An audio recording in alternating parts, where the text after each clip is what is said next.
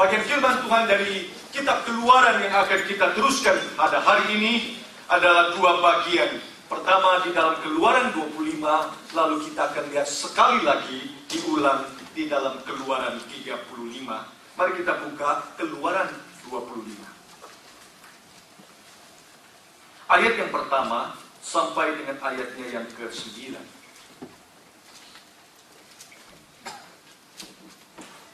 Keluaran pasal yang ke-25, ayat pertama sampai dengan ayatnya yang ke-9. Saya bacakan untuk kita semua. Berfirmanlah Tuhan kepada Musa, katakanlah kepada orang Israel supaya mereka memungut bagiku persembahan khusus dari setiap orang yang terdorong hatinya. Haruslah mereka pungut persembahan khusus kepadaku itu. Inilah persembahan khusus yang harus kau pungut dari mereka: emas, perak, tembaga, kain ungu tua, kain ungu muda, kain kirmisi, lenan halus, bulu kambing, kulit domba jantan yang diwarnai merah, kulit lumba-lumba, dan kayu penaga, minyak untuk lampu, rempah-rempah untuk minyak urapan, dan untuk ukupan dari wangi-wangian, permata krisopras, permata tabahan, untuk baju efod dan untuk tutup dada. Dan mereka harus membuat tempat kudus bagiku, supaya aku diam di tengah-tengah mereka, menurut segala apa yang kutunjukkan kepadamu, sebagai contoh kemah suci dan sebagai contoh segala perabotan. Demikianlah harus kamu membuatnya. Keluaran 35. Keluaran 35. Ayat yang keempat. Kita akan baca sampai ayatnya yang saya baca sampai ayat 9. Berkatalah Musa kepada segenap jemaah Israel, inilah firman yang diperintahkan Tuhan bunyinya. Ambillah bagi Tuhan persembahan khusus dari barang kepunyaan. Setiap orang yang terdorong hatinya harus membawanya sebagai persembahan khusus kepada Tuhan. Emas, perak, tembaga, kain ungu tua, kain ungu muda, kain kirmisi, kain lenan, bulu kambing, kulit domba jantan yang diwarnai merah, kulit lumba-lumba, kayu penaga, minyak untuk penerangan, rempah-rempah untuk minyak urapan, dan untuk ukupan dari wangi-wangian, permata krisopras, dan permata tatahan untuk baju efod dan untuk tutup dada. Ayat yang ke-20 sampai dengan 21. Mari kita baca sama-sama. 1, 2, ya. Lalu pergilah segenap jemaah Israel dari depan Musa. Sesudah itu datanglah setiap orang yang tergerak hatinya, setiap orang yang terdorong jiwanya, membawa persembahan khusus kepada Tuhan untuk pekerjaan melengkapi kemah pertemuan dan untuk segala ibadah di dalamnya dan untuk pakaian kudus itu. Ayat yang ke-31. Dan roh dan telah memenuhinya dengan roh Allah dan dengan keahlian dan pengetahuan dalam segala macam pekerjaan. Ayat yang pasal 36, ayat yang kedua. Lalu Musa memanggil Besel dan Aholiab dan semua orang yang ahli yang dalam hatinya telah ditanam Tuhan keahlian. Setiap orang yang tergerak hatinya untuk datang melakukan pekerjaan itu. Kita baca sama-sama ayat 6 sampai dengan ayatnya yang ke-7. 1, 2, iya. Lalu Musa memerintahkan supaya dimaklumkan di mana-mana di perkemahan itu demikian. Tidak usah lagi ada orang laki-laki atau perempuan yang membuat sesuatu menjadi persembahan khusus bagi tempat kudus. Demikianlah rakyat itu dicegah membawa persembahan lagi, sebab bahan yang diperlukan mereka telah cukup untuk melakukan segala pekerjaan itu, bahkan berlebih. Saudara sekalian, Yakobus menulis surat Yakobus kepada jemaat yang sudah established, memiliki jemaat yang kaya. Mereka memiliki jemaat yang berkelebihan. Tetapi pada saat yang sama, di dalam jemaat yang menerima surat Yakobus, ada janda, ada orang miskin yang datang ke dalam gereja. Dan akibat perbedaan dari orang-orang yang kaya itu dan orang yang miskin hadir di dalam gereja, mendengarkan firman Tuhan yang sama, tetapi pulang tetap memiliki kehidupan yang berbeda dan tidak ada perubahan adanya. Apa gunanya engkau mendengarkan firman, kasihilah saudaramu yang seiman adanya, tetapi ada orang miskin pulang habis kebaktian itu tetap lapar dan tetap haus dan dahaga adanya? Apa gunanya engkau mendengarkan firman dan dikatakan jadilah pelaku firman, dan bukan hanya menjadi pendengar saja, namun mereka pulang dan keluar dari rumah ibadah, mulut bibir mereka tidak tertahankan, hanya mengeluarkan kata-kata yang melukai saudara seiman yang lain adanya. Apa gunanya seperti itu? Maka Yakobus challenge jemaat yang menerima firman Tuhan. Kalau engkau mengaku orang yang beriman, engkau mengaku adalah orang-orang yang mendengarkan firman Tuhan dengan rajin adanya, dan engkau percaya kepada firman Tuhan itu, tetapi engkau tidak mengerjakan dan melakukannya, dua hal yang kemudian muncul dari kata Yakobus. Satu, setan pun juga punya iman seperti itu. Yang kedua, sekaligus dia mengatakan, saya berkata kepadamu, iman seperti itu adalah iman yang kosong adanya. Ini bukan Yakobus, tapi Yesus sendiri berkata, ketika firman Tuhan itu tiba dan jatuh, akan berlipat ganda berbuah jika firman itu jatuh di tanah yang subur ada. Saudara sekalian, mari kita menjadi pelaku firman dan bukan hanya menjadi pendengar firman saja. Marilah kita melakukan apa yang kita khotbahkan. Hai para hamba Tuhan yang berdiri di firman kata Yakobus, jangan pernah terlalu cepat ingin menjadi seorang yang mengajarkan firman. Sebab orang-orang seperti itu di hadapan Tuhan akan dituntut dengan ukuran yang jauh lebih besar dan lebih keras adanya. Dan mari setiap kita yang sudah mendengarkan firman, kita juga menjadi pelaku-pelaku firman. Firman yang kita dengar tidak boleh sampai di telinga saja. Firman yang kita dengar harus merubah prinsip hidup kita. Firman yang kita dengar harus merubah cara pelayanan kita.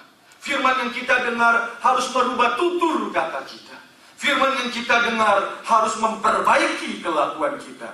Firman yang kita dengar harus melembutkan hati kita, penuh dengan empati dan simpati. Karena semua itu dituntun oleh firman Tuhan.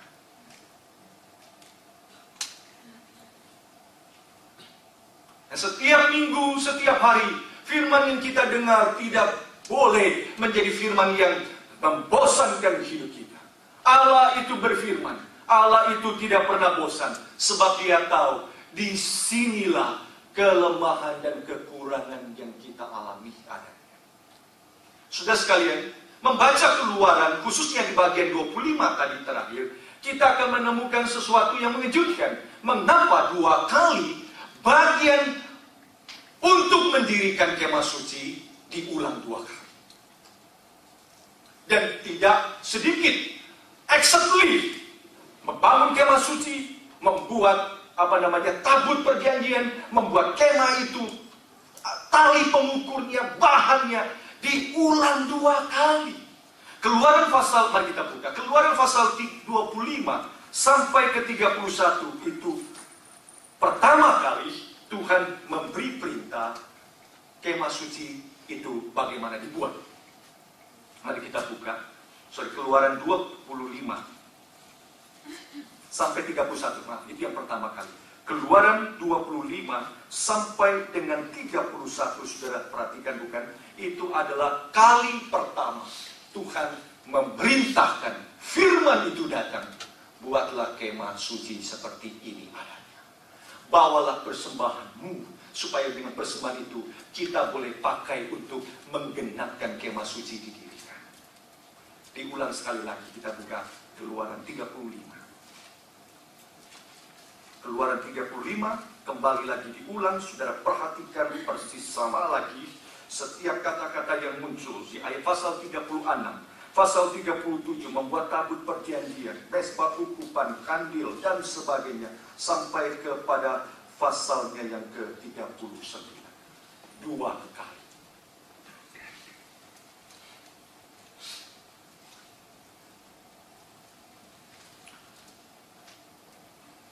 Waktu pertama kali diminta, karena Tuhan please, bukankah tabernakel, kemah suci, sebagai tanda itu tempat di mana Tuhan akan hadir. Ini adalah satu tawaran dari Tuhan sendiri. Bukankah setiap kali kita berdoa, kita minta adanya penyertaan dan pemeliharaan Tuhan? Bukankah bangsa Israel keluar dari Mesir, saudara sekalian? Mereka sangat mengharapkan dan menantikan pemeliharaan dan penyertaan Tuhan. Tidak perlu doa kali ini, tidak perlu minta kali ini. Kali ini Tuhan sendiri yang inisiatif. Aku akan tinggal di tengah-tengah. Oh, sukacita luar biasa. Dan untuk menyatakan keagungan, kesucian, kemuliaan Tuhan yang mau tabernakel tinggal bersama dengan umatnya, Tuhan bilang, buatlah kemah suci untuk.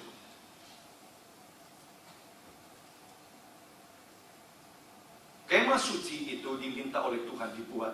Sebab mari kita buka Keluaran 24.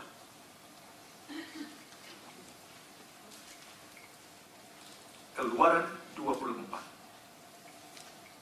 Ayat yang pertama sampai dengan ayatnya yang ke-11. Diawali terlebih dahulu dengan komitmen, bukan? Diawali terlebih dahulu dengan perjanjian. Ya Tuhan, kami akan menjadi umat-Mu.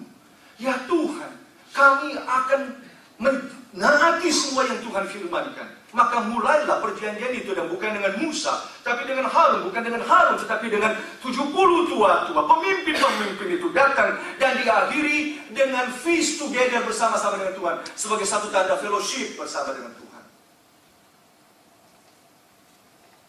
Lalu Tuhan memberikan firman, buatlah kemah suci. Tetapi akhirnya, setelah selesai firman pembuatan kemah suci diberi, mereka tutup perintah ini dengan satu peristiwa yang mereka lakukan. Mari kita buka Keluaran 32.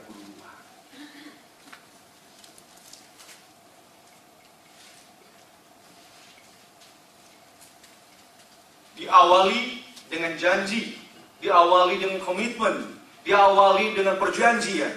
Tetapi setelah Tuhan beri, ditutup dengan mereka membuat lembu emas. Inilah Tuhanmu. Inilah yang membawa keluar dari Mesir. Kenapa perlu diulang 2 kali? Kenapa perlu firman Tuhan itu sampai 2 kali? Sebab mereka mulai dengan komitmen, dengan kata-kata, dan kalimat saja. Tetapi tidak pernah ada dalam hati mereka mau mengerjakan dan melakukan. Dan dibuktikan dengan mereka bukan mengutamakan Tuhan dan menjadikan fokus Tuhan. Setelah firman itu keluar, yang mereka buat bukan kemah suci, yang mereka buat lembu emas untuk diri mereka sendiri.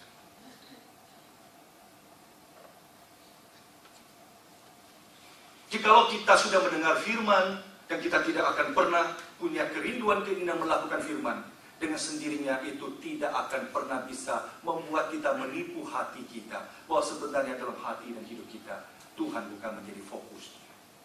Percuma mereka duduk berkata di depan Musa, kami berjanji. Lalu mereka mengikat perjanjian dengan Tuhan. Mereka makan bersama-sama sebagai sukacita.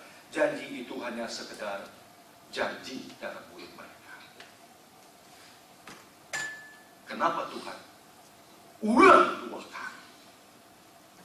Sudah sekali, itulah sebabnya kita melihat bagian ini.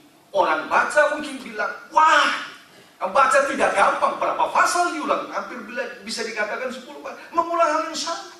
Tetapi itu memberitahukan kepada kita prinsip yang sangat indah dan penting. Tuhan menjadikan kita umat, dan Dia berjanji, dan Dia menggenapkan dengan setia setiap janjinya. Nah, Tuhan yang berfirman dan berjanji kepada kita adalah Tuhan yang menginginkan setiap anak Tuhan yang mendengarkan firman yang datang berjanji kepadanya, kita bukan sekedar pendengar, tetapi kita menjadi pelaku firman. Amin.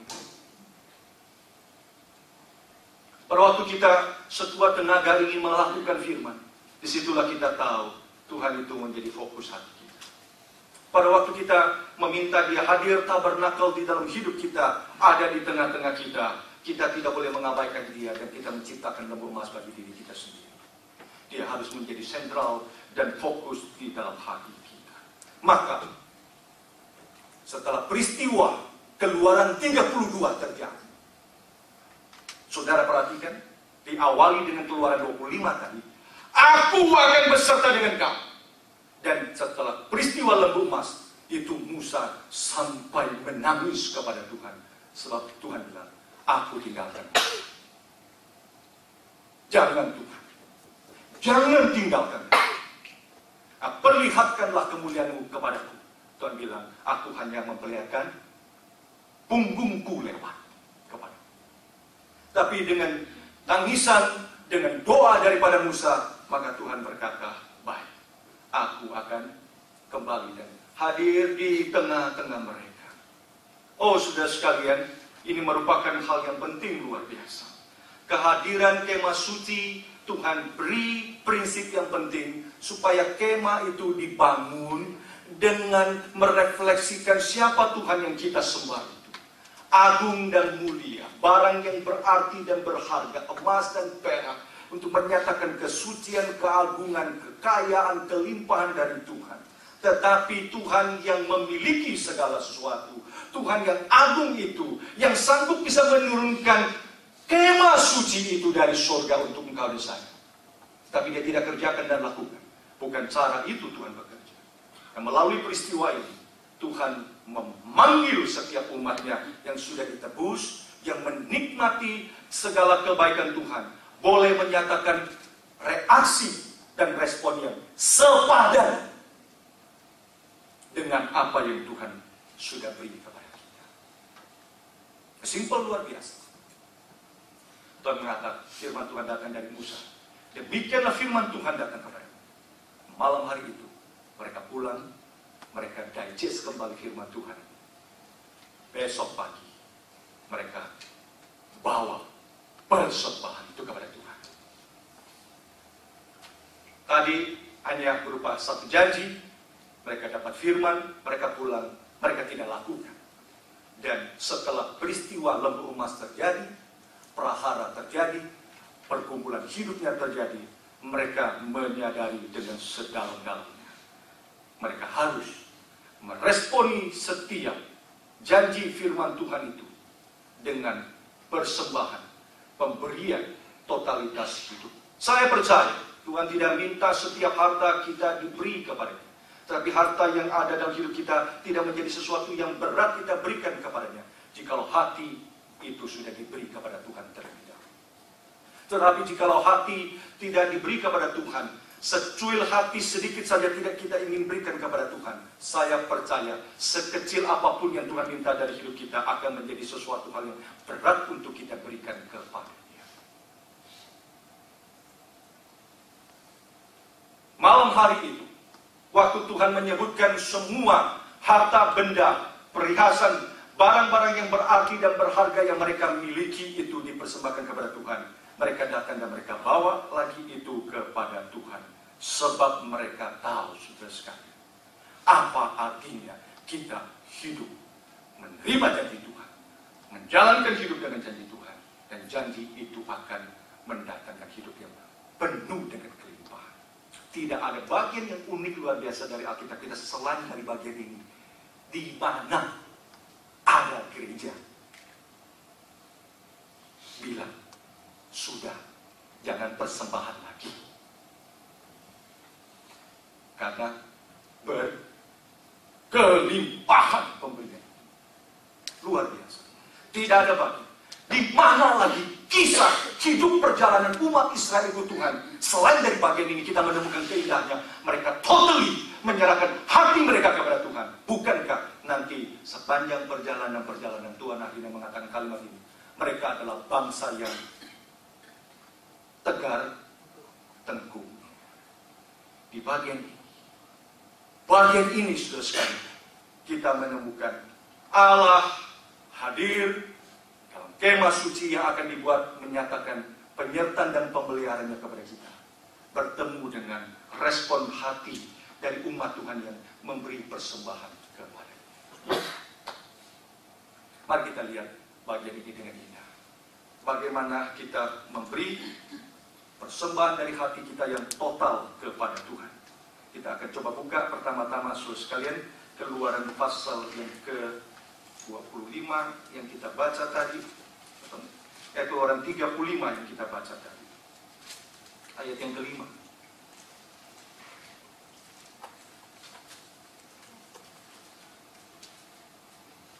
Keluaran 35 ayat yang ke-5, bagian depan saja. Saya akan bacakan untuk kita bagian itu. Ambillah bagi Tuhan persembahan khusus dari barang kepunyaan. Itu prinsip pertama.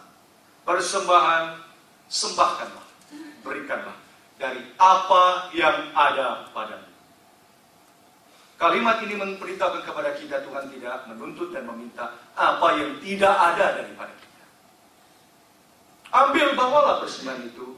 Membawalah persembahan itu yang ada daripadamu. Sudah sekalian, kita bersyukur Allah yang berlimpah dengan kasih setia. Allah yang tidak perlu setiap persembahan kita. Allah juga yang tidak akan menjadi lebih kaya oleh karena kita datang memberi kepada Dia. Tetapi, tanda petik bagi saya, Allah itu adalah Allah yang eager dan cinta melihat anak-anaknya datang membawa persembahan itu kepada Tuhan. Amin. Saya percaya setiap orang tua juga seperti itu. Pada waktu kita pulang, kita datang membawa sebuah kue atau sebungkus permen kepada anak kita, atau satu batang coklat kepada anak kita, lalu kita berikan kepada dia. Kita beri dengan sukacita, kita kasih itu sebagai tanda cintanya kita kepada orang tua. Dan betapa indahnya hati kita.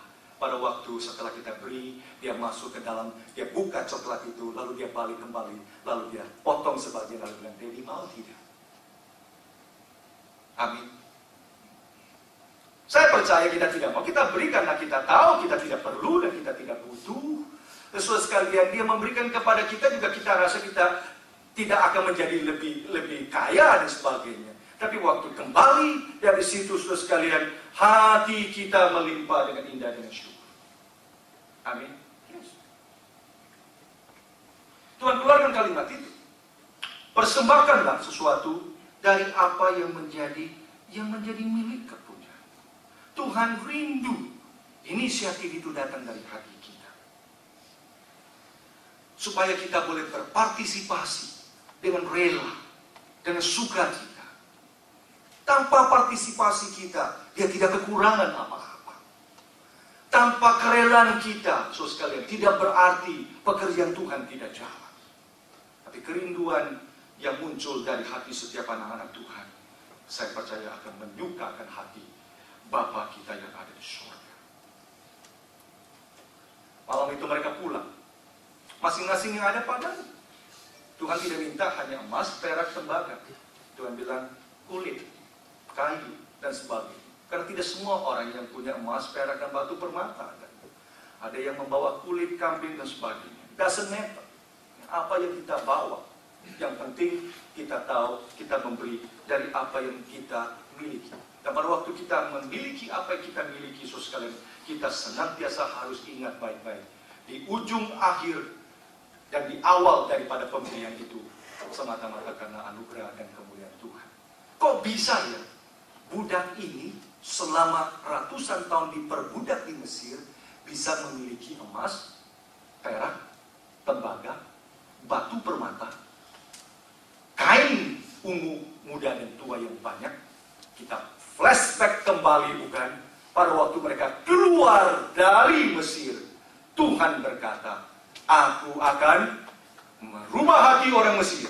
Pergi sekarang, mintalah kepada Tuhanmu apa yang ada." Dan Tuhan spesifik, minta emas, minta perak, minta semua kepada mereka. Lalu Alkitab mencatat, aku melunakkan hati dengan kegentaran dalam hidup orang-orang Mesir, sehingga tuan-tuan budak-budak itu memberikan apa yang diminta oleh mereka. Demikianlah aku menjarah orang Mesir.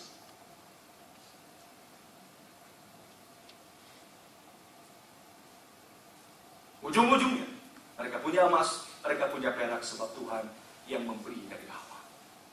So sekalian, sukacita itu terjadi pada waktu kita memahami dan mengerti anugerah Tuhan yang Tuhan beri kepada kita. Kita selalu tekankan, setiap kali kita beri, Tuhan minta pemberian itu dari apa yang kita miliki. Pemberian itu adalah satu kerinduan Tuhan agar kita inisiatif, karena it is a opportunity yang Tuhan beri kepada kita. Selalu harus di depan. Jangan sampai, saudara sekalian, kita yang di belakang. Pada waktu kita sampai kepada Musa, Musa bilang apa? Sudah cukup, bawa pulang saja. Situ kita tahu pemberian itu adalah is an opportunity. Amin. Prinsip pertama muncul di sini. Pembentukan Tuhan luar biasa pada waktu Tuhan membangun kemah suci itu. Pembentukan Tuhan kepada mereka melalui setiap kehidupan ini menyebabkan mereka sadar, ini kemah suci begitu precious. Kehadiran Tuhan dalam hidup kita itu begitu berarti dan berharga. Mari kita tidak boleh bermain-main. Hidup reaksi kita sepadan dengan semua itu. Yang kedua, saudara sekalian, mari kita coba lihat prinsip yang muncul di sini, dan nanti di dalam Korintus Paulus mengulang lagi.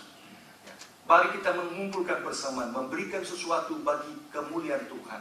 Yang diberi banyak, memberi banyak tidak kekurangan. Yang menerima tidak berkelebihan. Disitulah Tuhan memberi keseimbangan luar biasa.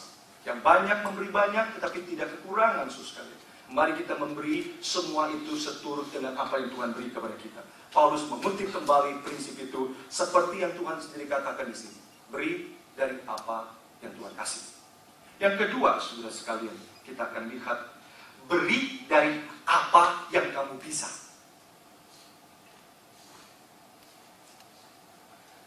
Bukan saja beri dari apa yang Tuhan kasih. Beri dari apa yang kamu bisa. Coba kita lihat Keluaran 35 ayat yang ke-31. Maka Tuhan mengkhususkan dua orang, Mishael dan Aholiab nantinya. Kenapa? Sebab mereka memiliki skill, mereka punya keahlian, mereka punya pengertian, mereka punya kemampuan. Mereka memberi dari apa yang mereka bisa. Pada waktu kita baca pembuatan kemah suci, kita tahu, saudara sekalian, kemah suci itu membutuhkan sejumlah besar orang dengan segala macam skill yang penting dan ada. Bukan saja emas, apa gunanya emas, kayu itu diberi jika tidak ada orang yang sanggup bisa menempa emas, tidak sanggup orang bisa mengukir kayu itu, dan tidak sanggup orang bisa menjadi seorang arsitek yang mendirikan kemah suci. Tidak jadi semua. Maka Tuhan mengatakan ada dua orang yang akan menjadi pemimpin, Aholiab dan Mishael, karena memiliki skill, kemampuan, pengertian adanya. So sekalian, tidak ada orang yang Tuhan beri dengan tangan hampa, tidak ada anugerah dan berkat Tuhan. Tidak ada orang juga yang Tuhan katakan tidak ada hal yang dalam hidupmu yang tidak berguna di dalam kemah suci Tuhan. Saudara sekalian, tetapi dengarkan baik-baik. Mereka punya skill, mereka punya pengertian, mereka punya pengetahuan. Amin. Tapi kalimat di atasnya, mereka harus dipenuhi Roh Kudus. Pekerjaan rohani hanya dikerjakan dengan kepintaran, kemampuan, kehebatan, tanpa kuasa Roh Kudus. Itu menjadi kebahayaan yang besar. Sesuatu hal yang rohani dikerjakan bukan dengan tangan yang bersifat rohani, itu adalah kebahayaan yang besar. Prinsip ini dari Tuhan. Punya skill? Ya. Punya kemampuan? Ya. punya kehebatannya. Tapi aku beri Rohku yang kudus memimpin semua skill.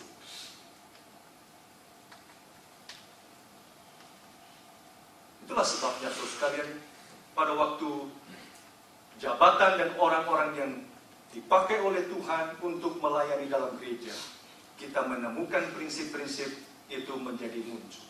Biar hidupnya rohani, biar kedewasaan ada dalam hidup, biar dia menjadi seorang yang berlimpah tutur katanya, hatinya yang cinta kepada domba, yang berlimpah dengan segala kemurahan.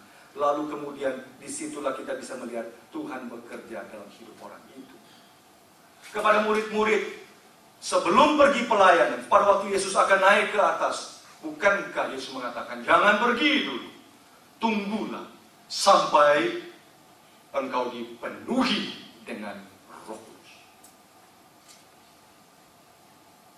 Saudara sekalian, setiap kita akan berbagian di dalam pekerjaan Tuhan, di mana saja, mari kita dipenuhi dengan kuasa dan karakter daripada Roh Allah yang kudus dalam hidup kita.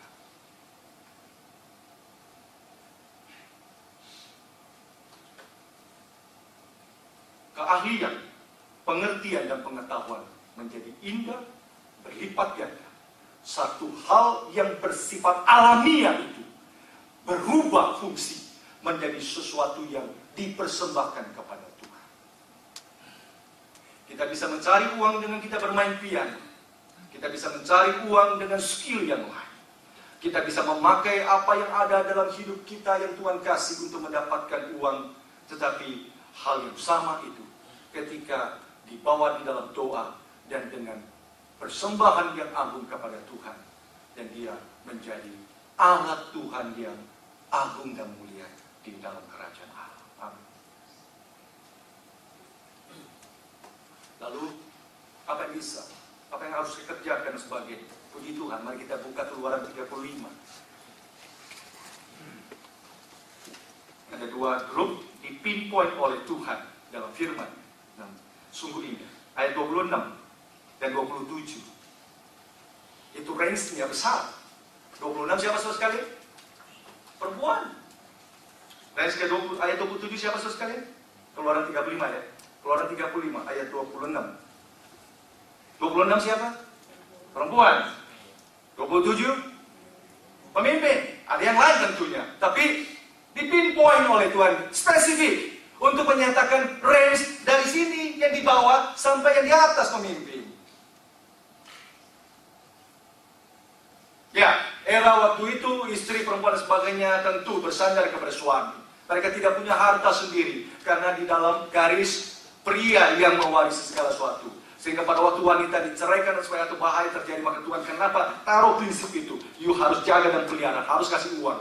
Karena kasihan janda-janda itu dan kasihanlah perempuan-perempuan itu kalau diperlakukan tidak adil di masyarakat, tidak punya kemampuan untuk sustain hidup mereka. Maka boleh kita katakan, jadi jangan dibandingkan perempuan sekarang begitu kan, saudara, banyak hal yang saudara bisa. Mari kita lihat aspek itu sebagai perempuan dalam pengertian grup yang paling di bawah, tidak punya apa-apa. Yang mereka bisa kerja, yang mereka punya, mereka meminta, mereka mencari. Nah, Alkitab mencatat, wanita-wanita itu membawa giving. Pemimpin-pemimpin kita sebutkan sebagai orang-orang yang berkuasa, yang punya uang, yang punya kedudukan. Lalu mereka bawa seturut yang mereka punya. Maka Tuhan bilang, mereka membawa batu permata. Mereka membawa yang berharga, mutiara, berlian dan sebagainya untuk dipakai menjadi baju effort untuk imam besar. Perempuan itu tidak punya batu permata. Mereka tidak sanggup bisa membeli. Pemimpin-pemimpin itu yang memiliki. Berarti di sini kita bisa menemukan aspek yang penting luar biasa. Bagaimana yang tidak punya tetap dihargai Tuhan. Yang hanya memiliki skill yang sederhana dan kecil menjadi keindahan bagi kemah suci. Yang punya dan mampu, harta yang mereka miliki, mereka sadar ini bukan sesuatu yang mereka pegang untuk kekayaan diri mereka sendiri. Maka hari mereka datang membawa persembahan, saudara bisa lihat range persembahan diberi orang dari latar belakang status sosial yang berbeda dan skill yang ada dan berbeda, datang di kemah Tuhan untuk datang di hadapan Musa, diberi menjadi satu keindahan.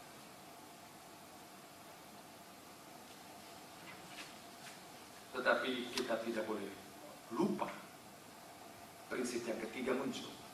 Kita lihat ayat yang terus-menerus nanti dimunculkan, tapi Keluaran 35 ayat yang kedua.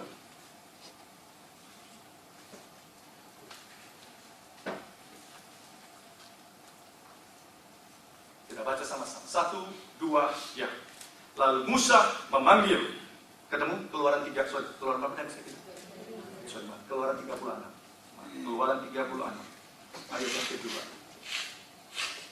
Lalu Musa memanggil Bezalel, Aholiab, dan setiap orang yang ahli, yang dalam hatinya telah ditanamkan Tuhan keahlian. Setiap orang yang tergerak hatinya untuk datang melakukan pekerjaan. Tuhan memberikan prinsip, berilah apa yang Tuhan sudah beri. Tuhan memberi prinsip, berilah dari apa yang engkau bisa. Ketiga, berilah karena pemberian itu langsung keluar dari hati.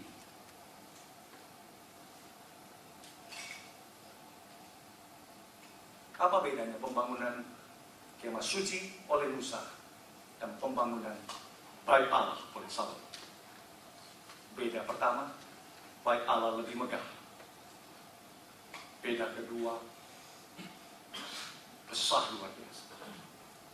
Beda ketiga, pembangunan kemah suci digerakkan oleh hati yang memberi dengan sukarela. Dari firman keluar dari seorang nabi. Bait Allah dibangun, digerakkan oleh dekri politik seorang raja. Itu beda. Dengan keterpaksaan, dengan kekuatan, tidak sanggup, saya bayar. Tidak mau, gua paksa. Ya. Perintahkan semua rakyat itu datang membangun sebagainya. Itu prinsip. Beda. Bagaimana? Pegawai Allah. Tidak ada bahan, perintahkan raja sana, raja sini. Bawa kayu sonoba dari Libanon dan sebagainya. Saya beli dan sebagainya. Itu bedanya. Dengan perintah, dengan dekri, dengan hati. Amin. Luar biasa. Bangun bait Allah besar. Kemah suci sederhana dan simpel. Tetapi saudara bisa menemukan that is the most important things muncul di firman Tuhan.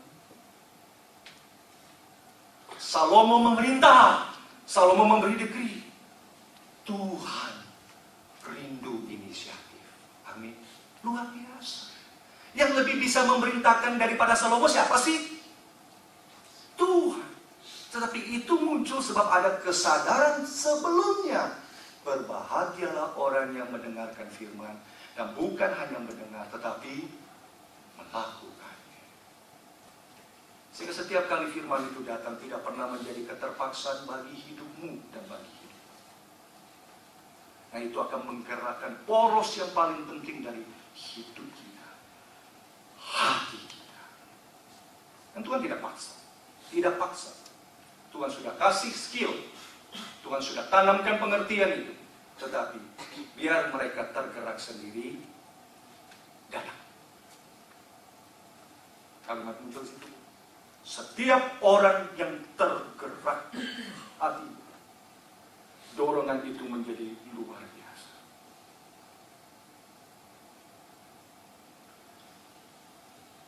Setelah mereka pulang dengar firman, papa, mama, istri, anak, doa malam hari itu. Mereka kumpul, mereka buka peti, harta benda mereka. Yang mereka bawa kepada Tuhan. Sebab mereka bawa dengan hati yang tergerak. mereka bawa dengan tangan yang rela. Mereka bawa dengan hati yang bersyukur.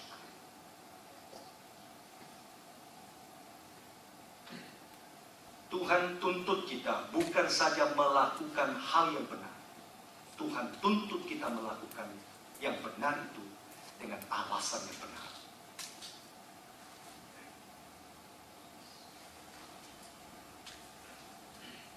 Banyak kali saudara sekalian, ada hal yang benar, kita tidak sanggup dan tidak berani untuk mengatakan hal itu benar. Mereka benar memberi persembahan, mereka benar melakukannya, tetapi penting terakhir karena alasan yang benar mereka memberi. Pembangunan bait Allah adalah pembangunan dari seorang raja untuk menyatakan kemegahan bagi kemuliaan Tuhan. Pembuatan kemah suci adalah community effort dari setiap orang yang mengerti anugerah Tuhan yang sudah mencintai dan mengasihi. Amin. Itu beda. Saudara sekalian, hasilnya apa? Hasilnya kemah jadi. Kemah yang agung dan mulia yang bisa dibawa-bawa. Agung dan mulianya oleh sebab Allah hadir di dalam kemah itu dengan segala kemuliaan. Di mana indahnya dari semua pemberian. Siapa yang sangka budak-budak memberi, dan hasil akhir daripada pemberian itu berlipat ganda sampai Musa berkata, bawa pulang kembali. Karena lahir dari hati yang penuh dengan syukur karena tahu semua itu adalah pemberian dari Tuhan semata-mata. Dalam buku kesaksian The Hidden Grace dari Corrie ten Boom, dia menceritakan kisah tantenya yang bernama Tante James. Tante James adalah seorang tantenya yang banyak mensupport pekerjaan Tuhan, mensupport sebuah yayasan-yayasan berdiri, dan dengan uangnya Tante James juga seorang yang menulis surat memberikan dukungan encouragement firman Tuhan. Jika dia lihat ada keluarga yang sakit, menderita di tempat, dia kirim surat itu. Kalau pakai bahasa kita sekarang, kita kirim WhatsApp, email, dan sebagainya bagi orang-orang seperti itu. Ya. Dia juga melihat ada orang lain yang perlu mendengarkan kabar Tuhan Yesus. Dia tulis surat mengenai kesaksian hidupnya, Injil Tuhan Yesus Kristus, supaya orang itu bisa membaca surat. Itu yang dilakukan oleh Tante Jans ini. Seorang yang cinta Tuhan, seorang yang melayani Tuhan dengan indah, dan seorang yang masih tidak terlalu tua, dan di tengah perjalanan hidupnya dia didiagnos dengan penyakit yang mematikan. Umurnya tinggal beberapa minggu, demikian kata Corrie ten Boom. Keluarga kaget dan syok, orang yang cinta Tuhan seperti ini, kenapa mendapatkan penyakit yang berat seperti itu? Maka keluarga kumpul ke rumah Tante Jans untuk memberikan penghiburan, dan mereka katakan, Tante Jans, Tuhan itu betapa baik kepadamu, dan Tuhan pasti tidak akan melupakan setiap apa yang engkau sudah kerjakan. Tante Jans, jangan khawatir, semua jeripayahmu itu akan diingat oleh Tuhan luar biasa. Untuk memberikan encouragement kepadanya, ya, bahwa dia sudah mengerjakan terlalu banyak bagi Tuhan. Corrie ten Boom terkejut, dan mereka semua terkejut. Ketika mereka sudah mengeluarkan kalimat itu, tante itu kemudian teriak dan menangis dan mengatakan, kosong, kosong. Mereka kaget. Mereka kemudian rasa Tante Jans itu kecewa dengan hidupnya. Setelah demikian, ternyata tidak. Kalimat selanjutnya adalah dia berlutut dan dia berdoa dengan suara yang nyaring yang didengar oleh orang lain. Doanya demikian, Tuhan Yesus, aku bersyukur kepadamu sebab kami datang kepadamu dengan tangan yang kosong. Aku bersyukur atas semua yang sudah engkau kerjakan di atas kayu salib bagiku. Semua yang saya perlukan untuk hidup, semua yang saya perlukan untuk kematian, sudah terjamin di dalam. Saya kembali tangan kosong. Tembung berkata, kalimat dari Tante Jans itu senantiasa mengingatkan saya. Tidak ada orang yang bisa berkata, this yang aku sudah achieve dan sampaikan dan lakukan bagi Tuhan, dan berhak mendapatkan kredit dari apa yang kita beri kepadanya. Sebab yang kita beri datangnya juga dari Dia. Empty. Bukan karena sia-sia. The Lord Jesus, thanks to you, because I will come to you now with empty hand, because I know all and all that I receive now is come from the cross. So what I need for my life and what I need for my death is already provided by you. Kiranya Tuhan berkati kita semua.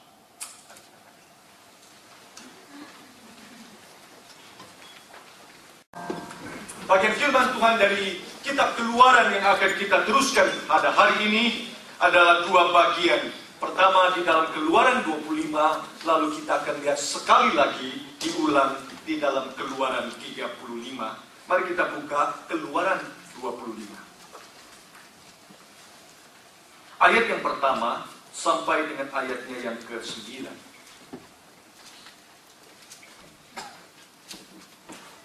Keluaran pasal yang ke-25, ayat pertama sampai dengan ayatnya yang ke-9. Saya bacakan untuk kita semua. Berfirmanlah Tuhan kepada Musa, katakanlah kepada orang Israel supaya mereka memungut bagiku persembahan khusus dari setiap orang yang terdorong hatinya. Haruslah mereka pungut persembahan khusus kepadaku itu. Inilah persembahan khusus yang harus kau pungut dari mereka: emas, perak, tembaga, kain ungu tua, kain ungu muda, kain kirmisi, lenan halus, bulu kambing, kulit domba jantan yang diwarnai merah, kulit lumba-lumba, dan kayu penaga, minyak untuk lampu, rempah-rempah untuk minyak urapan, dan untuk ukupan dari wangi-wangian, permata krisopras, permata tabahan, untuk baju efod dan untuk tutup dada. Dan mereka harus membuat tempat kudus bagiku, supaya aku diam di tengah-tengah mereka, menurut segala apa yang kutunjukkan kepadamu, sebagai contoh kemah suci, dan sebagai contoh segala perabotan. Demikianlah harus kamu membuatnya. Keluaran 35. Keluaran 35. Ayat yang keempat. Kita akan baca sampai ayatnya yang saya baca sampai ayat 9. Berkatalah Musa kepada segenap jemaah Israel, inilah firman yang diperintahkan Tuhan bunyinya. Ambillah bagi Tuhan persembahan khusus dari barang kepunyaan. Setiap orang yang terdorong hatinya harus membawanya sebagai persembahan khusus kepada Tuhan. Emas, perak, tembaga, kain ungu tua, kain ungu muda, kain kirmisi, kain lenan, bulu kambing, kulit domba jantan yang diwarnai merah, kulit lumba-lumba, kayu penaga, minyak untuk penerangan, rempah-rempah untuk minyak urapan, dan untuk ukupan dari wangi-wangian, permata krisopras, dan permata tatahan untuk baju efod dan untuk tutup dada. Ayat yang ke-20 sampai dengan 21. Mari kita baca sama-sama. 1, 2, diam. Lalu pergilah segenap jemaah Israel dari depan Musa. Sesudah itu datanglah setiap orang yang tergerak hatinya, setiap orang yang terdorong jiwanya, membawa persembahan khusus kepada Tuhan untuk pekerjaan melengkapi kemah pertemuan dan untuk segala ibadah di dalamnya dan untuk pakaian kudus itu. Ayat yang ke-31. Dan roh dan telah memenuhinya dengan roh Allah dan dengan keahlian dan pengetahuan dalam segala macam pekerjaan. Ayat yang pasal 36, ayat yang kedua. Lalu Musa memanggil Besel dan Aholiab dan semua orang yang ahli yang dalam hatinya telah ditanam Tuhan keahlian. Setiap orang yang tergerak hatinya untuk datang melakukan pekerjaan itu. Kita baca sama-sama ayat 6 sampai dengan ayatnya yang ke-7. 1, 2, iya. Lalu Musa memerintahkan supaya dimaklumkan di mana-mana di perkemahan itu demikian. Tidak usah lagi ada orang laki-laki atau perempuan yang membuat sesuatu menjadi persembahan khusus bagi tempat kudus. Demikianlah rakyat itu dicegah membawa persembahan lagi, sebab bahan yang diperlukan mereka telah cukup untuk melakukan segala pekerjaan itu, bahkan berlebih. Saudara sekalian, Yakobus menulis surat Yakobus kepada jemaat yang sudah established, memiliki jemaat yang kaya, mereka memiliki jemaat yang berkelebihan. Tetapi pada saat yang sama, di dalam jemaat yang menerima surat Yakobus, ada janda, ada orang miskin yang datang ke dalam gereja. Dan akibat perbedaan dari orang-orang yang kaya itu dan orang yang miskin hadir di dalam gereja, mendengarkan firman Tuhan yang sama, tetapi pulang tetap memiliki kehidupan yang berbeda dan tidak ada perubahan adanya. Apa gunanya engkau mendengarkan firman kasihilah saudaramu yang seiman adanya, tetapi ada orang miskin pulang habis kebaktian itu tetap lapar dan tetap haus dan dahaga adanya? Apa gunanya engkau mendengarkan firman dan dikatakan jadilah pelaku firman, dan bukan hanya menjadi pendengar saja, namun mereka pulang dan keluar dari rumah ibadah, mulut bibir mereka tidak tertahankan, hanya mengeluarkan kata-kata yang melukai saudara seiman yang lain adanya. Apa gunanya seperti itu? Maka Yakobus challenge jemaat yang menerima firman Tuhan. Kalau engkau mengaku orang yang beriman, engkau mengaku adalah orang-orang yang mendengarkan firman Tuhan dengan rajin adanya, dan engkau percaya kepada firman Tuhan itu, tetapi engkau tidak mengerjakan dan melakukannya, dua hal yang kemudian muncul dari kata Yakobus. Satu, setan pun juga punya iman seperti itu. Yang kedua, sekaligus dia mengatakan, saya berkata kepadamu, iman seperti itu adalah iman yang kosong adanya. Ini bukan Yakobus, tapi Yesus sendiri berkata, ketika firman Tuhan itu tiba dan jatuh, akan berlipat ganda berbuah jika firman itu jatuh di tanah yang subur ada. Saudara sekalian, mari kita menjadi pelaku firman dan bukan hanya menjadi pendengar firman saja. Marilah kita melakukan apa yang kita khotbahkan. Hai para hamba Tuhan yang berdiri di firman kata Yakobus, jangan pernah terlalu cepat ingin menjadi seorang yang mengajarkan firman. Sebab orang-orang seperti itu di hadapan Tuhan akan dituntut dengan ukuran yang jauh lebih besar dan lebih keras adanya. Dan mari setiap kita yang sudah mendengarkan firman, kita juga menjadi pelaku-pelaku firman. Firman yang kita dengar tidak boleh sampai di telinga saja. Firman yang kita dengar harus merubah prinsip hidup kita. Firman yang kita dengar harus merubah cara pelayanan kita. Firman yang kita dengar harus merubah tutur kata kita. Firman yang kita dengar harus memperbaiki kelakuan kita. Firman yang kita dengar harus melembutkan hati kita, penuh dengan empati dan simpati. Karena semua itu dituntun oleh firman Tuhan.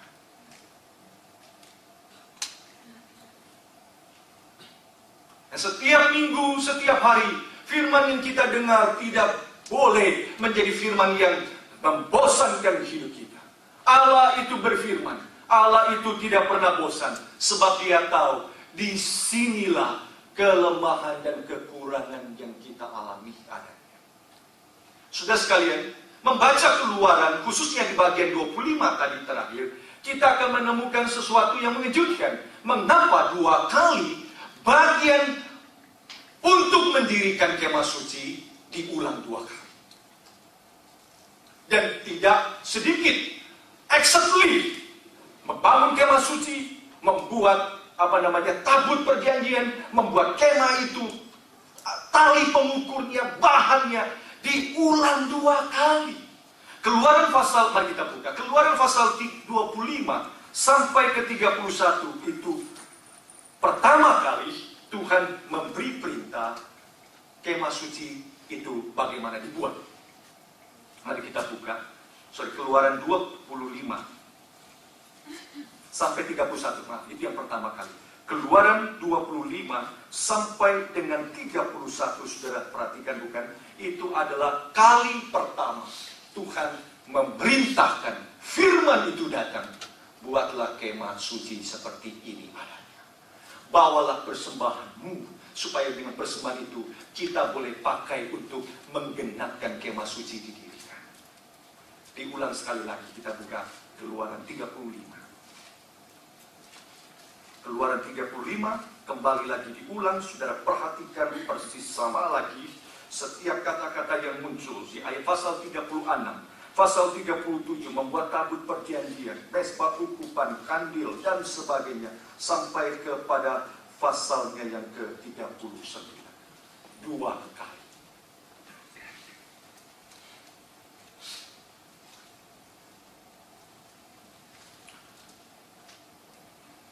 Waktu pertama kali diminta, karena Tuhan please, bukankah tabernakel, kemah suci, sebagai tanda itu tempat di mana Tuhan akan hadir. Ini adalah satu tawaran dari Tuhan sendiri. Bukankah setiap kali kita berdoa, kita minta adanya penyertaan dan pemeliharaan Tuhan? Bukankah bangsa Israel keluar dari Mesir, saudara sekalian, mereka sangat mengharapkan dan menantikan pemeliharaan dan penyertaan Tuhan. Tidak perlu doa kali ini, tidak perlu minta kali ini. Kali ini Tuhan sendiri yang inisiatif. Aku akan tinggal di tengah-tengah. Oh, sukacita luar biasa.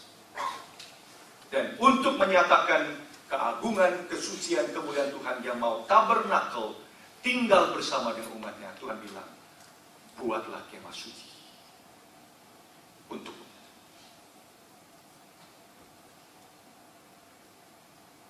Kemah suci itu diminta oleh Tuhan dibuat. Sebab mari kita buka Keluaran 24.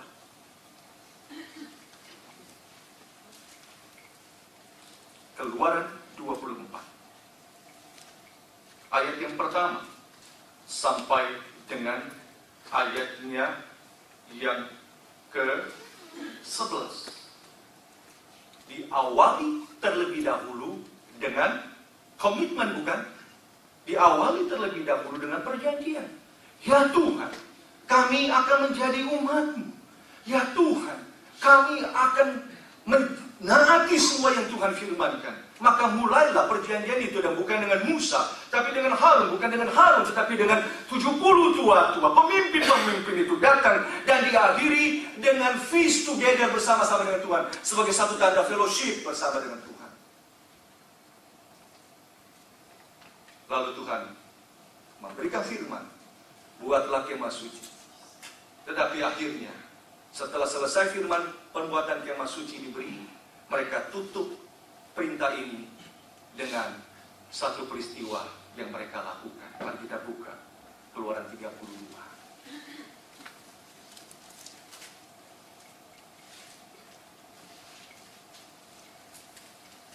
Diawali dengan janji, diawali dengan komitmen, diawali dengan perjanjian.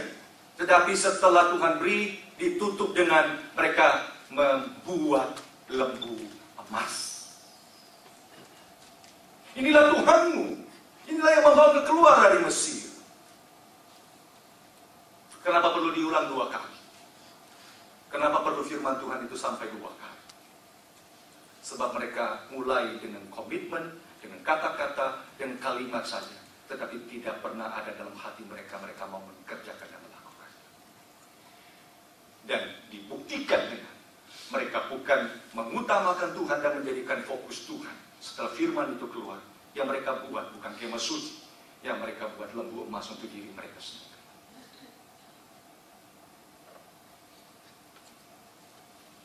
Jikalau kita sudah mendengar firman dan kita tidak akan pernah punya kerinduan keinginan melakukan firman, dengan sendirinya itu tidak akan pernah bisa membuat kita menipu hati kita bahwa sebenarnya dalam hati dan hidup kita Tuhan bukan menjadi fokus. Percuma mereka duduk berkata di depan Musa, kami berjanji. Lalu mereka mengikat perjanjian dengan Tuhan. Mereka makan bersama-sama sebagai sukacita. Janji itu hanya sekedar janji dalam mulut mereka. Kenapa Tuhan ulang 2 kali? Sudah sekali. Itulah sebabnya kita melihat bagian ini. Orang baca mungkin bilang, wah, baca tidak gampang, berapa pasal diulang, hampir bisa dikatakan 10 pasal, mengulang hal yang sama. Tetapi itu memberitahukan kepada kita prinsip yang sangat indah dan penting. Tuhan menjadikan kita umat, dan Dia berjanji, dan Dia menggenapkan dengan setia setiap janjinya. Nah, Tuhan yang berfirman dan berjanji kepada kita adalah Tuhan yang menginginkan setiap anak Tuhan yang mendengarkan firman, yang datang berjanji kepadanya. Kita bukan sekedar pendengar, tetapi kita menjadi pelaku firman. Amin.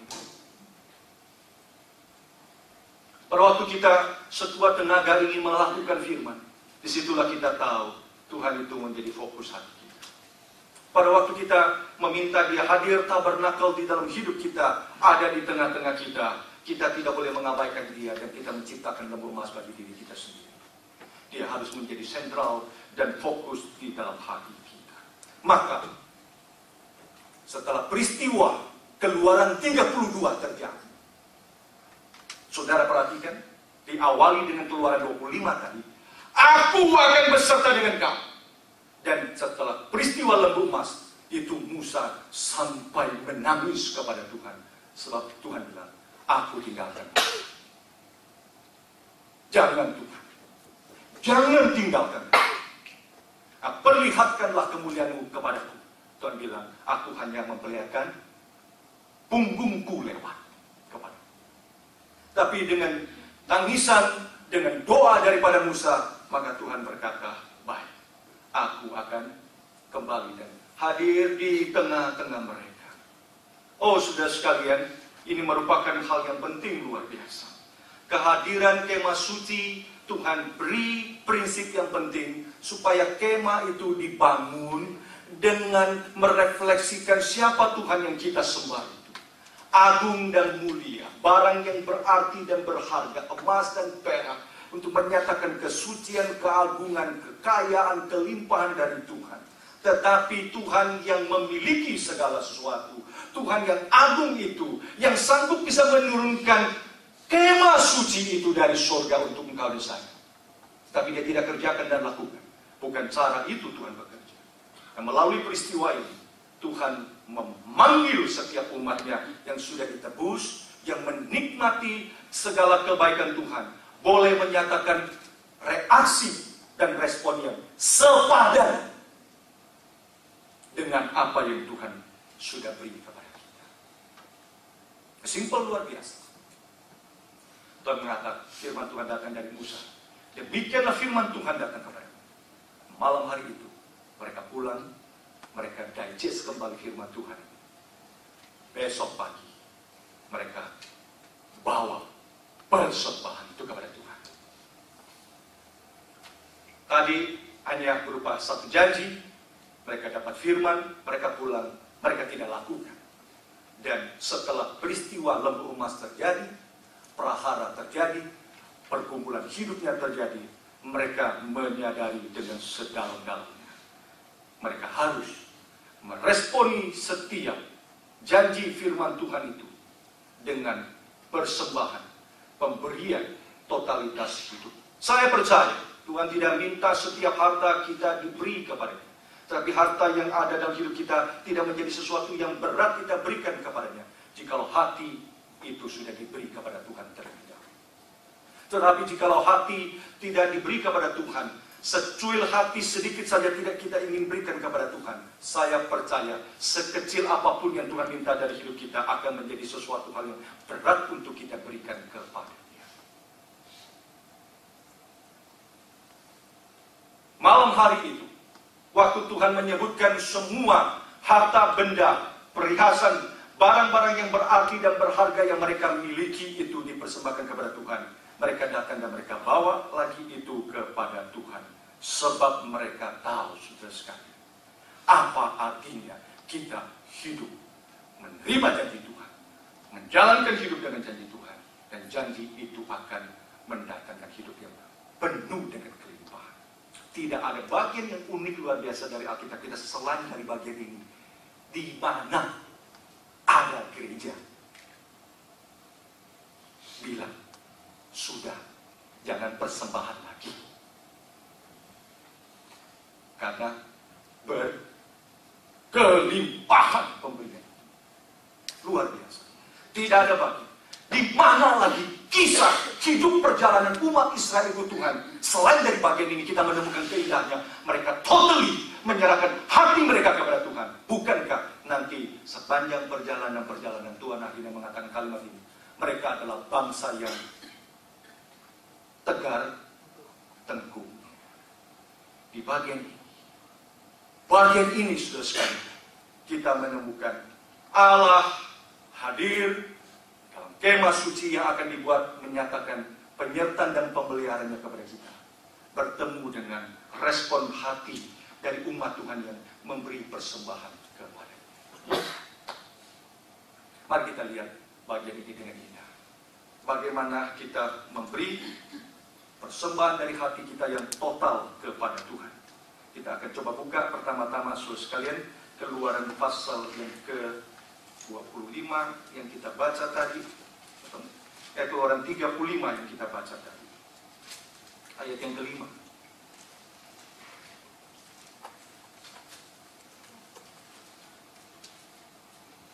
Keluaran 35 ayat yang ke-5, bagian depan saja.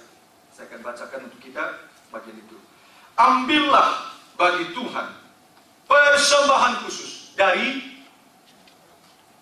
barang kepunyaan. Itu prinsip pertama. Persembahan, sembahkanlah, berikanlah dari apa yang ada padamu. Kalimat ini memberitahukan kepada kita Tuhan tidak menuntut dan meminta apa yang tidak ada daripada kita. Ambil, bawalah persembahan itu. Membawalah persembahan itu yang ada daripadamu. Saudara sekalian, kita bersyukur Allah yang berlimpah dengan kasih setia. Allah yang tidak perlu setiap persembahan kita. Allah juga yang tidak akan menjadi lebih kaya oleh karena kita datang memberi kepada Dia. Tetapi, tanda petik bagi saya, Allah itu adalah Allah yang eager dan cinta melihat anak-anaknya datang membawa persembahan itu kepada Tuhan. Amin. Saya percaya setiap orang tua juga seperti itu. Pada waktu kita pulang, kita datang membawa sebuah kue atau sebungkus permen kepada anak kita, atau satu batang coklat kepada anak kita, lalu kita berikan kepada dia. Kita beri dengan sukacita, kita kasih itu sebagai tanda cintanya kita kepada orang tua. Dan betapa indahnya hati kita. Pada waktu setelah kita beri, dia masuk ke dalam, dia buka coklat itu, lalu dia balik kembali, lalu dia potong sebagian, lalu bilang, "Daddy mau tidak?" Amin. Saya percaya kita tidak mau, kita beri karena kita tahu kita tidak perlu dan kita tidak butuh. Sesuai sekalian, dia memberikan kepada kita juga kita rasa kita tidak akan menjadi lebih kaya dan sebagainya. Tapi waktu kembali dari situ, saudara sekalian, hati kita melimpah dengan indah dengan syukur. Amin. Yes. Tuhan keluarkan kalimat itu. Persembahkanlah sesuatu dari apa yang menjadi milik kepunyaan. Tuhan rindu inisiatif itu datang dari hati kita. Supaya kita boleh berpartisipasi dengan rela, dengan sukacita. Tanpa partisipasi kita, dia tidak kekurangan apa-apa. Tanpa kerelaan kita, saudara sekalian, tidak berarti pekerjaan Tuhan tidak jalan. Tapi kerinduan yang muncul dari hati setiap anak-anak Tuhan, saya percaya akan menyukakan hati Bapa kita yang ada di surga. Malam itu mereka pulang. masing-masing yang ada padamu. Tuhan tidak minta hanya emas, perak, tembaga. Tuhan bilang kulit, kayu, dan sebagainya. Karena tidak semua orang yang punya emas, perak, dan batu permata. Ada yang membawa kulit, kambing, dan sebagainya. Doesn't matter apa yang kita bawa. Yang penting kita tahu, kita memberi dari apa yang kita miliki. Dan pada waktu kita memiliki apa yang kita miliki, saudara sekalian, kita senantiasa harus ingat baik-baik. Di ujung akhir dan di awal daripada pemberian itu, semata-mata karena anugerah dan kemuliaan Tuhan. Kok bisa ya budak ini selama ratusan tahun diperbudak di Mesir bisa memiliki emas, perak, tembaga, batu permata, kain ungu muda dan tua yang banyak? Kita flashback kembali, bukan? Pada waktu mereka keluar dari Mesir, Tuhan berkata, aku akan merubah hati orang Mesir. Pergi sekarang, mintalah kepada Tuhanmu apa yang ada. Dan Tuhan spesifik, minta emas, minta perak, minta semua kepada mereka. Lalu Alkitab mencatat, aku melunakkan hati dengan kegentaran dalam hidup orang-orang Mesir, sehingga tuan-tuan budak-budak itu memberikan apa yang diminta oleh mereka. Demikianlah aku menjarah orang Mesir.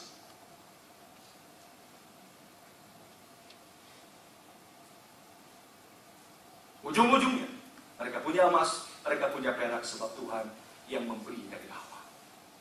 So sekalian, sukacita itu terjadi pada waktu kita memahami dan mengerti anugerah Tuhan yang Tuhan beri kepada kita.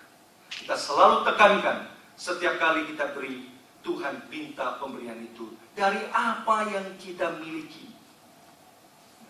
Pemberian itu adalah satu kerinduan Tuhan agar kita inisiatif, karena it is a opportunity yang Tuhan beri kepada kita. Selalu harus di depan. Jangan sampai, saudara sekalian, kita yang di belakang. Pada waktu kita sampai kepada Musa, Musa bilang apa? Sudah cukup, bawa pulang saja. Situ kita tahu pemberian itu adalah is an opportunity. Amin. Prinsip pertama muncul di sini. Pembentukan Tuhan luar biasa pada waktu Tuhan membangun kemah suci itu. Pembentukan Tuhan kepada mereka melalui setiap kehidupan ini menyebabkan mereka sadar, ini kemah suci begitu precious. Kehadiran Tuhan dalam hidup kita itu begitu berarti dan berharga. Mari kita tidak boleh bermain-main. Hidup reaksi kita sepadan dengan semua itu. Yang kedua, saudara sekalian, mari kita coba lihat prinsip yang muncul di sini, dan nanti di dalam Korintus Paulus mengulang lagi. Mari kita mengumpulkan bersama, memberikan sesuatu bagi kemuliaan Tuhan. Yang diberi banyak, memberi banyak tidak kekurangan. Yang menerima tidak berkelebihan. Disitulah Tuhan memberi keseimbangan luar biasa. Yang banyak memberi banyak, tetapi tidak kekurangan, saudara sekalian. Mari kita memberi semua itu seturut dengan apa yang Tuhan beri kepada kita. Paulus mengutip kembali prinsip itu seperti yang Tuhan sendiri katakan di sini. Beri dari apa yang Tuhan kasih. Yang kedua, saudara sekalian, kita akan lihat beri dari apa yang kamu bisa.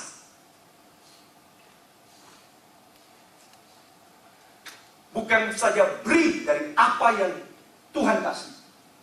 Beri dari apa yang kamu bisa. Coba kita lihat Keluaran 35 ayat yang ke-31. Maka Tuhan mengkhususkan dua orang, Mishael dan Aholiab nantinya. Kenapa? Sebab mereka memiliki skill, mereka punya keahlian, mereka punya pengertian, mereka punya kemampuan. Mereka memberi dari apa yang mereka bisa. Pada waktu kita baca pembuatan kemah suci, kita tahu, saudara sekalian, kemah suci itu membutuhkan sejumlah besar orang dengan segala macam skill yang penting dan ada. Bukan saja emas. Apa gunanya emas, kayu itu diberi jika tidak ada orang yang sanggup bisa menempa emas, tidak sanggup orang bisa mengukir kayu itu, dan tidak sanggup orang bisa menjadi seorang arsitek yang mendirikan kemah suci. Tidak jadi semua. Maka Tuhan mengatakan ada dua orang yang akan menjadi pemimpin. Aholiab dan Bezalel, karena memiliki skill, kemampuan, pengertian adanya. Saudara sekalian, tidak ada orang yang Tuhan beri dengan tangan hampa, tidak ada anugerah dan berkat Tuhan. Tidak ada orang juga yang Tuhan katakan, tidak ada hal yang dalam hidupmu yang tidak berguna di dalam kemah suci Tuhan. Saudara sekalian, tetapi dengarkan baik-baik. Mereka punya skill, mereka punya pengertian, mereka punya pengetahuan. Amin. Tapi kalimat di atasnya, mereka harus dipenuhi Roh Kudus. Pekerjaan rohani hanya dikerjakan dengan kepintaran, kemampuan, kehebatan, tanpa kuasa Roh Kudus. Itu menjadi kebahayaan yang besar. Sesuatu hal yang rohani dikerjakan bukan dengan tangan yang bersifat rohani, itu adalah kebahayaan yang besar. Prinsip ini dari Tuhan. Punya skill? Ya. Punya kemampuan? Ya. Punya kehebatannya. Tapi aku beri Rohku yang kudus memimpin semua skill.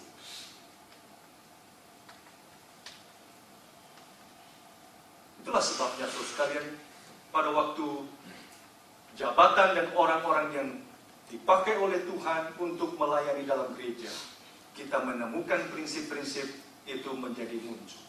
Biar hidupnya rohani, biar kedewasaan ada dalam hidup, biar dia menjadi seseorang yang berlimpah tutur katanya, hatinya yang cinta kepada domba, yang berlimpah dengan segala kemurahan. Lalu kemudian disitulah kita bisa melihat Tuhan bekerja dalam hidup orang itu. Kepada murid-murid, sebelum pergi pelayanan, pada waktu Yesus akan naik ke atas, bukankah Yesus mengatakan, jangan pergi dulu, tunggulah sampai engkau dipenuhi dengan Roh Kudus. Saudara sekalian, setiap kita akan berbagian di dalam pekerjaan Tuhan, di mana saja, mari kita dipenuhi dengan kuasa dan karakter daripada Roh Allah yang kudus dalam hidup kita.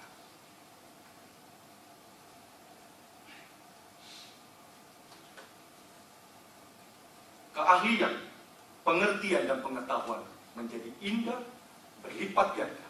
Satu hal yang bersifat alamiah itu berubah fungsi menjadi sesuatu yang dipersembahkan kepada Tuhan. Kita bisa mencari uang dengan kita bermain piano.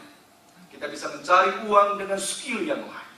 Kita bisa memakai apa yang ada dalam hidup kita yang Tuhan kasih untuk mendapatkan uang. Tetapi hal yang sama itu ketika dibawa di dalam doa dan dengan persembahan yang agung kepada Tuhan. Dan dia menjadi alat Tuhan yang agung dan mulia di dalam kerajaan Allah. Amin. Lalu, apa yang bisa? Apa yang harus dikerjakan sebagai puji Tuhan? Mari kita buka Keluaran 35. Ada dua grup dipinpoint oleh Tuhan dalam firman. Nah, sungguh indah. Ayat 26 dan 27. Itu range-nya besar. 26 siapa saudara sekalian? Perempuan. Ayat 27 siapa saudara sekalian? Keluaran 35 ya. Keluaran 35 ayat 26. 26 siapa? Perempuan. 27 pemimpin. Ada yang lain tentunya. Tapi dipinpoint oleh Tuhan spesifik untuk menyatakan range dari sini yang di bawah sampai yang di atas pemimpin. Ya, era waktu itu istri, perempuan dan sebagainya tentu bersandar kepada suami. Mereka tidak punya harta sendiri karena di dalam garis pria yang mewarisi segala sesuatu. Sehingga pada waktu wanita diceraikan dan supaya itu bahaya terjadi, maka Tuhan kenapa taruh prinsip itu? You harus jaga dan pelihara, harus kasih uang. Karena kasihan janda-janda itu dan kasihanlah perempuan-perempuan itu kalau diperlakukan tidak adil di masyarakat, tidak punya kemampuan untuk sustain hidup mereka. Maka boleh kita katakan, jadi jangan dibandingkan perempuan sekarang begitu kan, saudara, banyak hal yang saudara bisa. Mari kita lihat aspek itu sebagai perempuan dalam pengertian grup yang paling di bawah. tidak punya apa-apa. Yang mereka bisa kerja, yang mereka punya, mereka meminta, mereka mencari. Nah, Alkitab mencatat, wanita-wanita itu membawa giving. Pemimpin-pemimpin kita sebutkan sebagai orang-orang yang berkuasa, yang punya uang, yang punya kedudukan. Lalu mereka bawa seturut yang mereka punya. Maka Tuhan bilang, mereka membawa batu permata. Mereka membawa yang berharga, mutiara, berlian dan sebagainya untuk dipakai menjadi baju effort untuk imam besar. Perempuan itu tidak punya batu permata, mereka tidak sanggup bisa membeli. Pemimpin-pemimpin itu yang memiliki. Berarti di sini kita bisa menemukan aspek yang penting luar biasa. Bagaimana yang tidak punya tetap dihargai Tuhan, yang hanya memiliki skill yang sederhana dan kecil menjadi keindahan bagi kemah suci. Yang punya dan mampu, harta yang mereka miliki, mereka sadar ini bukan sesuatu yang mereka pegang untuk kekayaan diri mereka sendiri. Maka hari mereka datang membawa persembahan, saudara bisa lihat range persembahan diberi orang dari latar belakang status sosial yang berbeda dan skill yang ada dan berbeda, datang di kemah Tuhan untuk datang di hadapan Musa, diberi menjadi satu keindahan.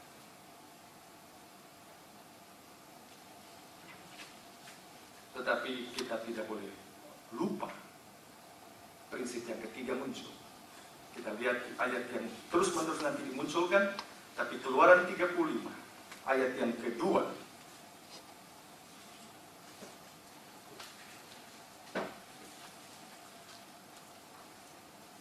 Kita baca sama-sama. 1, 2, ya.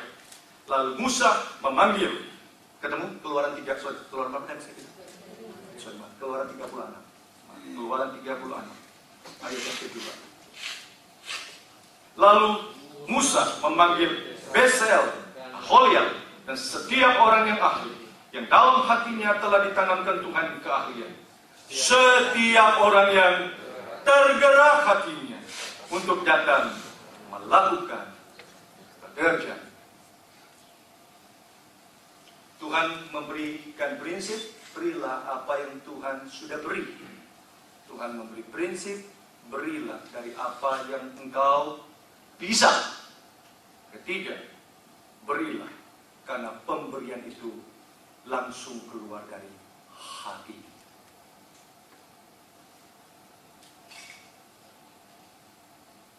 Apa bedanya pembangunan kemah suci oleh Musa dan pembangunan bait Allah oleh Salomo?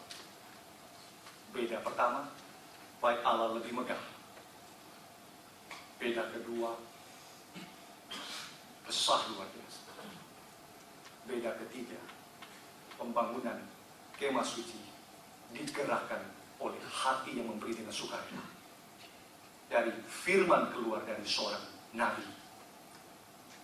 Bait Allah dibangun, digerakkan oleh dekri politik seorang raja. Itu beda. Dengan keterpaksaan, dengan kekuatan, tidak sanggup, saya bayar. Tidak mau, gua paksa. Ya. Perintahkan semua rakyat itu datang membangun sebagainya. Itu prinsip. Beda. Bagaimana? Pegawai Allah. Tidak ada bahan, perintahkan raja sana, raja sini. Bawa kayu sonoba dari Libanon dan sebagainya. Saya beli dan sebagainya. Itu beda dengan perintah, dengan dekri, dengan hati. Amin. Luar biasa. Bangun bait Allah besar.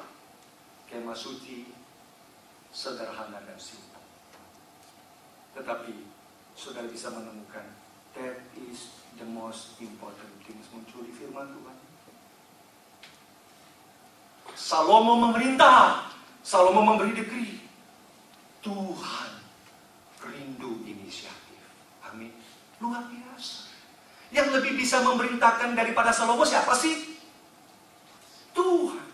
Tetapi itu muncul sebab ada kesadaran sebelumnya.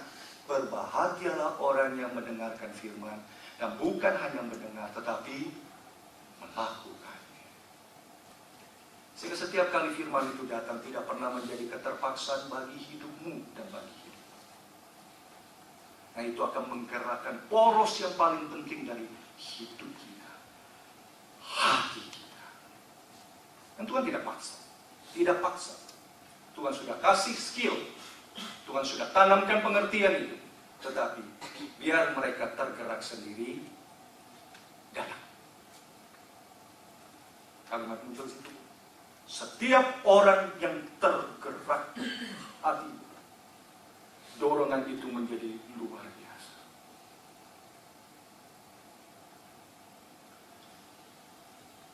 Setelah mereka pulang dengar firman, papa, mama, istri, anak doa malam hari itu. Mereka kumpul, mereka buka peti harta benda mereka yang mereka bawa kepada Tuhan. Sebab mereka bawa dengan hati yang tergerak. Mereka bawa dengan tangan yang rela. Mereka bawa dengan hati yang bersyukur.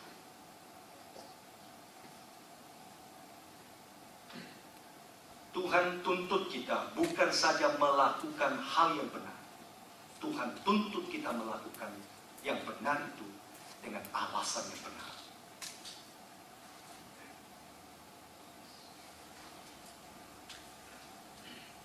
Banyak kali saudara sekalian, ada hal yang benar, kita tidak sanggup dan tidak berani untuk mengatakan hal itu benar. Mereka benar memberi persembahan, mereka benar melakukannya, tetapi penting terakhir karena alasan yang benar mereka memberi. Pembangunan bait Allah adalah pembangunan dari seorang raja untuk menyatakan kemegahan bagi kemuliaan Tuhan. Pembuatan kemah suci adalah community effort dari setiap orang yang mengerti anugerah Tuhan yang sudah mencintai dan mengasihi. Amin. Itu beda. Saudara sekalian, hasilnya apa? Hasilnya kemah jadi. Kemah yang agung dan mulia yang bisa dibawa-bawa. Agung dan mulianya oleh sebab Allah hadir di dalam kemah itu dengan segala kemuliaan. Di mana indahnya dari semua pemberian. Siapa yang sangka budak-budak memberi? Dan hasil akhir daripada pemberian itu berlipat ganda sampai Musa berkata, bawa pulang apa? Karena lahir dari hati yang penuh dengan syukur karena tahu semua itu adalah pemberian dari Tuhan semata-mata.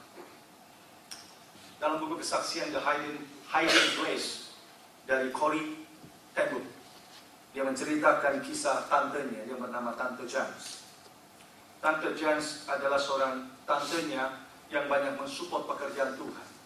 Mensupport sebuah yayasan-yayasan berdiri. Dan dengan uangnya, Tante James juga seorang yang menulis surat. Memberikan dukungan encouragement firman Tuhan. Jika dia lihat ada keluarga yang sakit, menderita di tempat, dia kirim surat itu. Kalau pakai bahasa kita sekarang, kita kirim WhatsApp, email, dan sebagainya. Bagi orang-orang seperti itu. Ya. Dia juga melihat ada orang lain yang perlu mendengarkan kabar Tuhan Yesus, dia tulis surat mengenai kesaksian hidupnya, Injil Tuhan Yesus Kristus, supaya orang itu bisa membaca surat. Itu yang dilakukan oleh Tante James ini, seorang yang cinta Tuhan, seorang yang melayani Tuhan dengan indah, dan seorang yang masih tidak terlalu tua, dan di tengah perjalanan hidupnya dia didiagnos dengan penyakit yang mematikan. Umurnya tinggal beberapa minggu, demikian kata Corrie ten Boom. Keluarga kaget dan syok, orang yang cinta Tuhan seperti ini, kenapa mendapatkan penyakit yang berat seperti itu? Maka keluarga kumpul ke rumah Tante James untuk memberikan penghiburan. Dan mereka katakan, Tante James, Tuhan itu betapa baik kepadamu, dan Tuhan pasti tidak akan melupakan setiap apa yang engkau sudah kerjakan. Tante James, jangan khawatir, semua jeripayamu itu akan diingat oleh Tuhan luar biasa.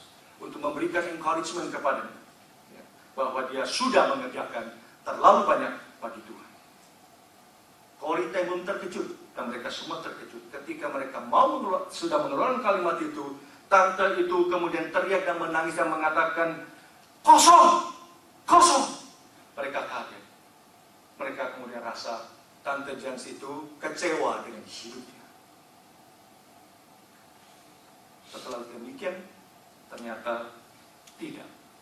Kalimat selanjutnya adalah dia berlutut dan dia berdoa dengan suara yang nyaring yang didengar oleh orang lain. Doanya demikian, Tuhan Yesus, aku bersyukur kepadamu sebab kami datang kepadamu dengan tangan yang kosong. Aku bersyukur atas semua yang sudah engkau kerjakan di atas kayu salib bagiku. Semua yang saya perlukan untuk hidup, semua yang saya perlukan untuk kematian, sudah terjamin di dalam. Saya kembali tangan kosong. ten Boom berkata, kalimat dari Tante Jans itu senantiasa mengingatkan saya. Tidak ada orang yang bisa berkata, this yang aku sudah achieve dan sampaikan dan lakukan bagi Tuhan, dan berhak mendapatkan kredit dari apa yang kita beri kepadanya. Sebab yang kita beri datangnya juga dari dia. Empty. Bukan karena sia-sia. Lord Jesus, thanks to you, because I will come to you now with empty hand, because I know all that I receive now is come from the cross. So what I need for my life and what I need for my death is already provided by you.